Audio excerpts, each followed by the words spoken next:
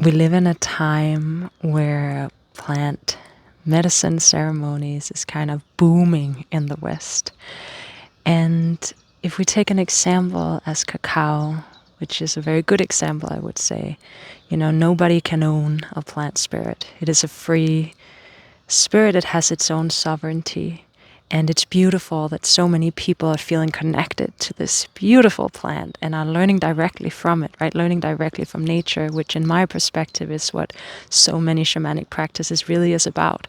How do we engage straight with nature, straight with divinity, and don't necessarily go through an institution or a priest?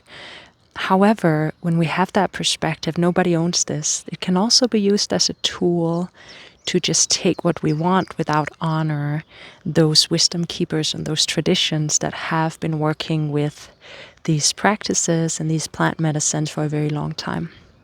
And I think here it's really interesting to talk about stewardship.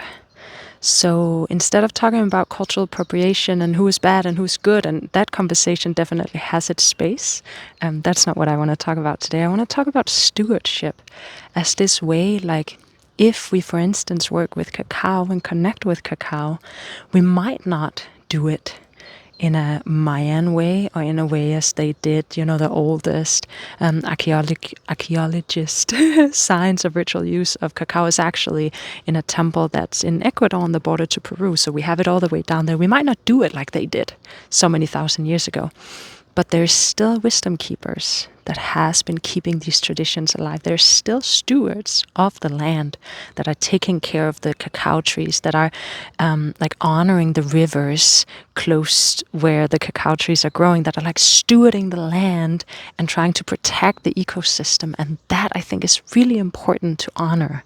So to really remember that part of the roots of these medicines is also where they grow and how they have been taken care of, and the ritual and practices that has come around them, that doesn't just happen randomly. There's a reason why many of those traditions include community, include prayers to something bigger than yourself. And I feel one of the challenges is when we disconnect it from that and say, cacao is not owned, I can just do whatever feels good for me, we can very easily make it into a self-development ego project that is missing the roots of community, that is missing the roots of interconnectedness, that is missing the honor of the stewardship, and just becomes about like me digging into my own navel, which of course is part of the development. It's like a spiritual children's sickness. We all have it when we get a little like, oh, look at me. But I think it can really shift from talking about ownership to talking about stewardship.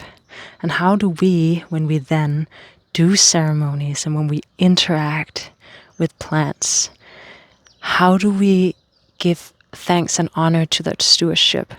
How do we, all the way back to where the trees are growing, and how do we also connect and give thanks to the stewardship of the land we are on? Like, how do we caretake the land we're on right now and the old traditions that are there? So this is an invitation to invite in the idea of stewardship and the idea of thanking, giving thanks to that stewardship, and connect to those roots and not just disconnect it and invent something completely new, and not just take what has been there and then use it if it's not given, if there's no permission, but really honor the stewardship. Thank you.